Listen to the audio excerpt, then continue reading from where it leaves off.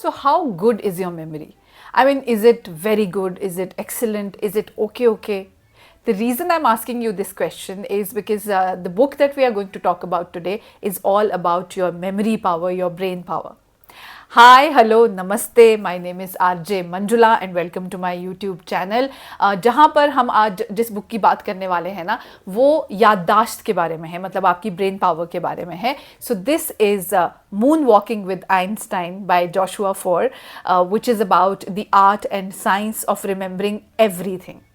सो ये किताब कहानी बताती है जोशुआ फोर की. जोशुआ फोर जो इस बुक के ऑथर भी हैं.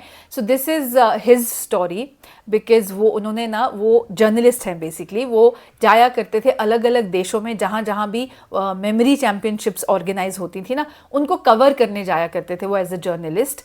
And one day he decided that he would also participate in one such memory championship.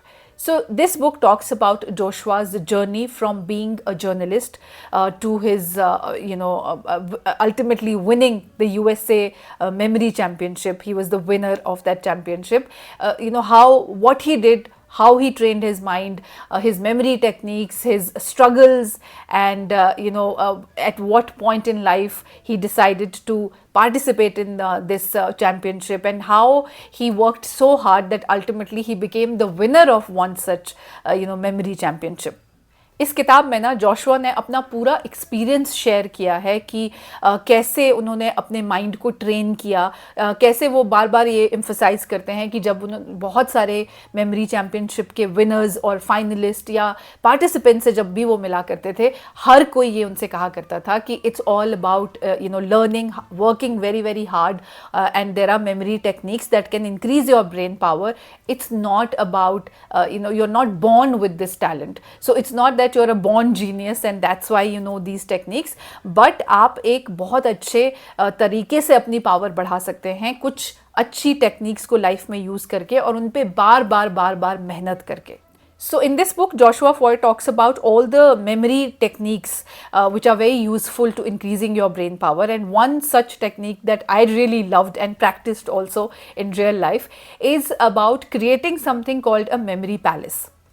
So suppose you want to remember 10 things or 10 people or 10 names or anything, that maybe it can be your to-do list, that you need to remember 10 names maybe. So you in your mind imagine a place, a familiar place. It can be your home, it can be your birth home maybe, it can be your grandparents' house, it can be your office, and start placing each name at every corner of the house along with an image. सो जैसे कि अगर आपको 10 नाम याद रखने हैं, ठीक है, आपको 10 लोगों के नाम याद रखने हैं, तो आप इमेजिन करिए कि आप अपने मेंटली कि आप अपने घर के अंदर जा रहे हैं, मेन डोर पे आपने पहला नाम रख लिया. जैसे एग्जाम्पल के लिए मेरा नाम मंजुला चौहान, तो आपने उस नाम को अपने घर की एंट्री पे प्लेस कर दिया अलॉन्ग विद एन इमेज. तो वो इमेज जितनी वियर्ड होगी उतना अच्छा होगा. तो सपोज आपने मंजुला चौहान के साथ ये रखा, एक इमेज जो माइंड में रखी वो ये रखी कि मेन डोर पे एक झूला है जिस पे टॉम एंड जेरी झूल रहे हैं, and that's Manjula Chauhan.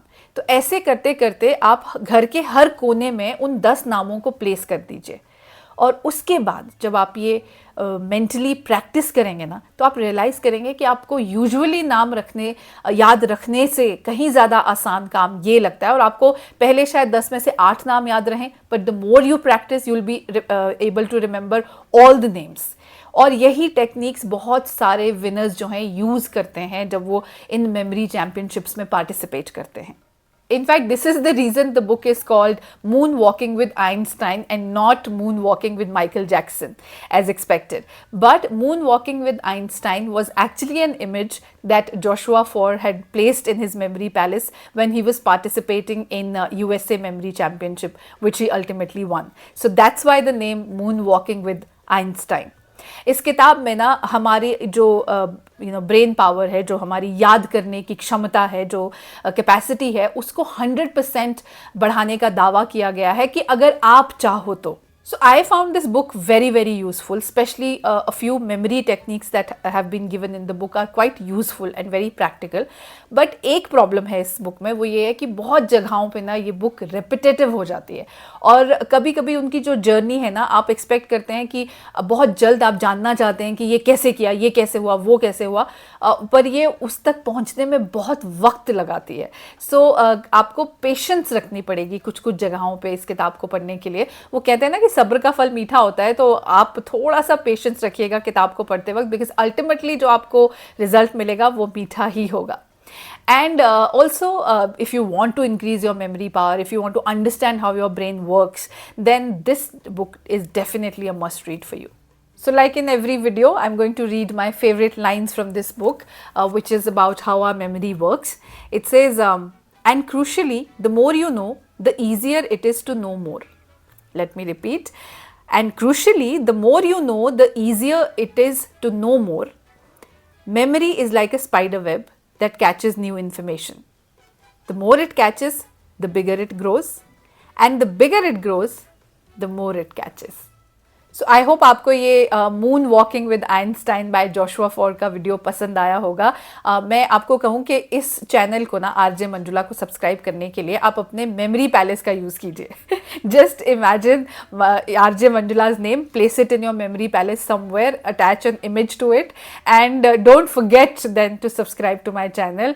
And if you like this review then please share it with all the book lovers you know. और मैं बहुत जल्द आपसे मिलूंगी विद अ न्यू वीडियो. तब तक के लिए पढ़ते रहिए और हंसते रहिए.